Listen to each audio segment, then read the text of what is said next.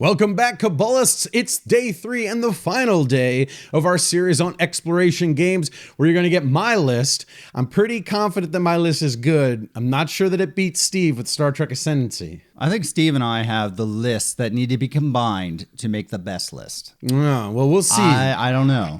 All right, so let's get on to my list. Let's do it.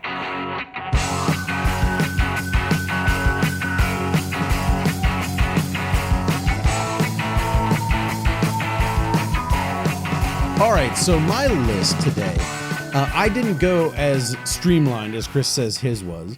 What I tried to do was kind of diversify the types of exploration and sort of recommend games that have different kinds of exploration in it. Mm-hmm. So my 3 are vastly different in the way that they implement an exploration theme. So my number 3 game, the first one on the list, is a game called Treasure Island.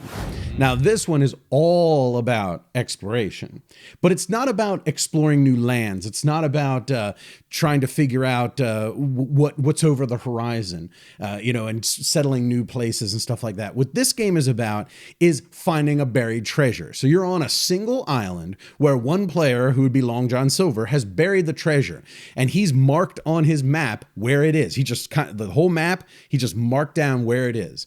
The rest of the players are scouring that map, walking around and trying to dig up different locations and try to find where the buried treasure is. So it's a complete exploration, like basically a treasure hunt.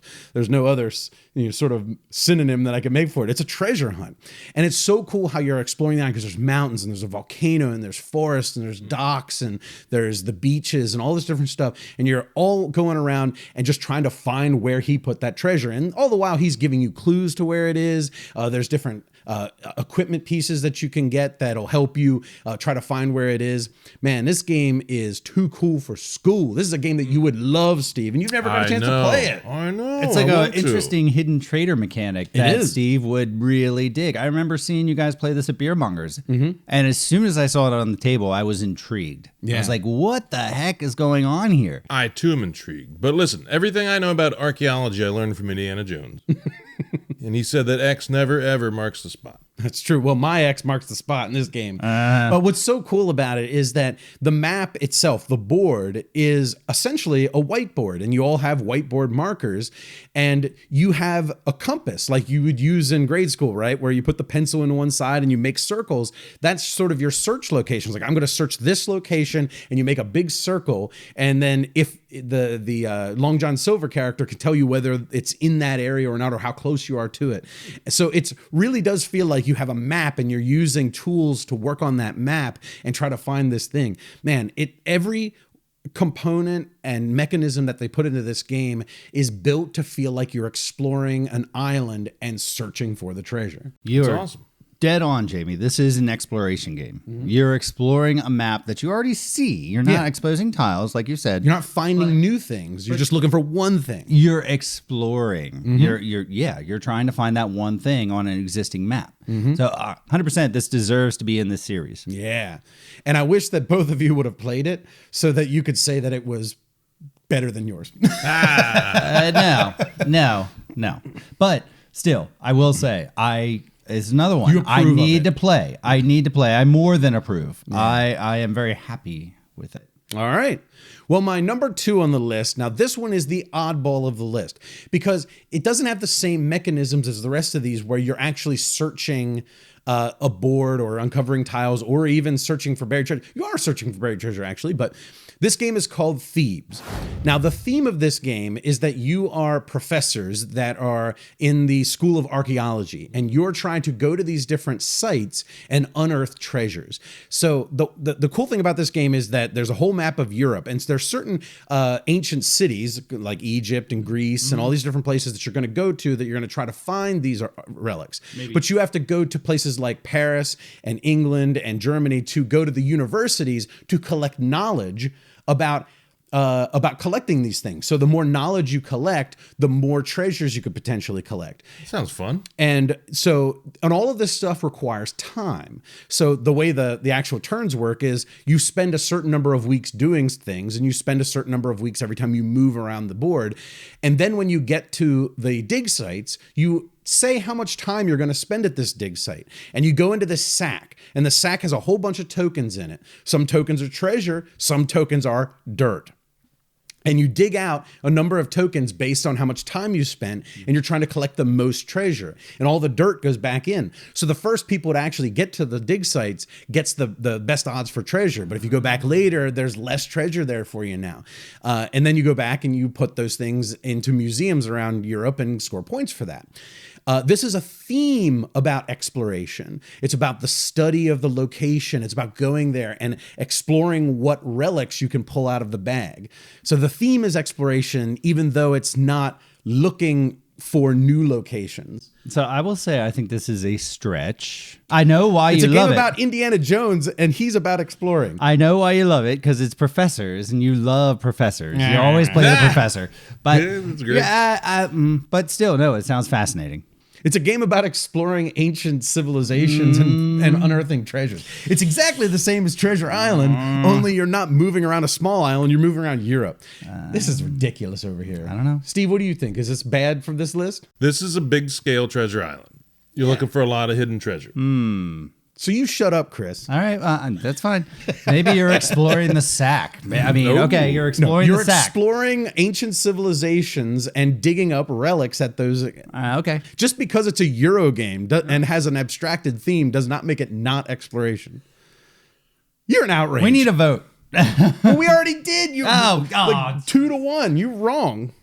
I think he wants to vote in the comments section. That's right. Okay. Yes. Vote in the comments section. I'll completely ignore you if you vote against me.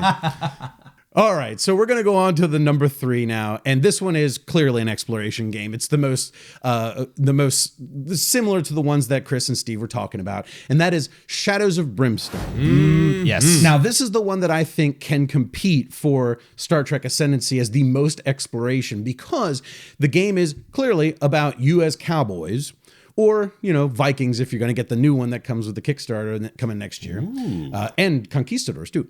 But you're cowboys, and you're going into this mine or cave, and you're fighting monsters.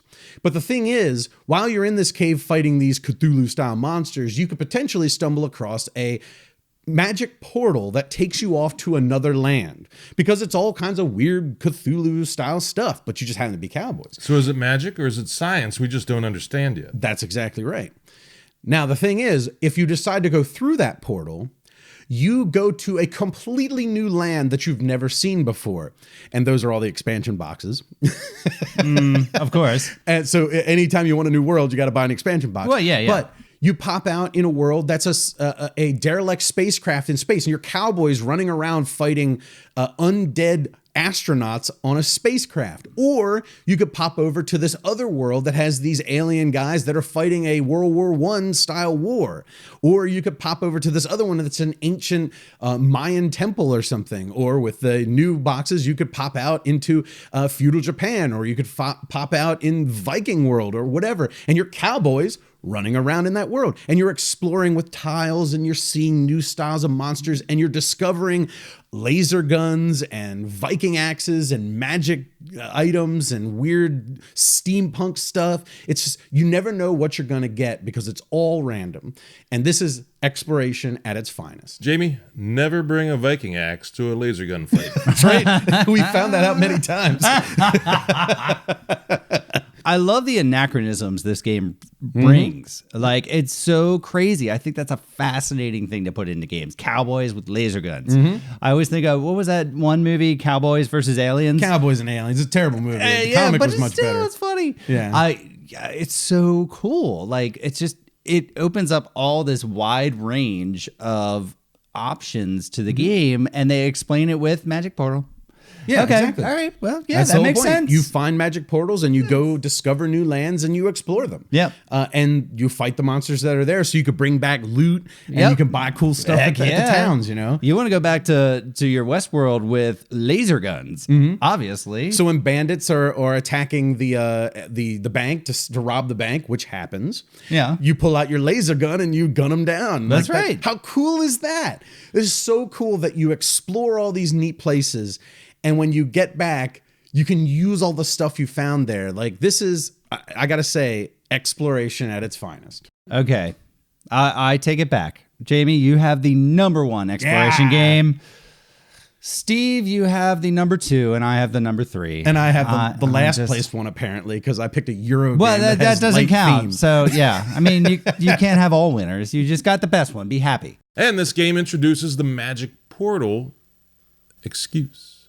I use that at home all the time. Where's the cat? Magic portal. Right. I don't know. Where'd your paycheck go? Magic portal. Could have been into that glass. Could it have? My magic portal was magically shaped by a new Kickstarter Your paycheck game. jumped right into that glass.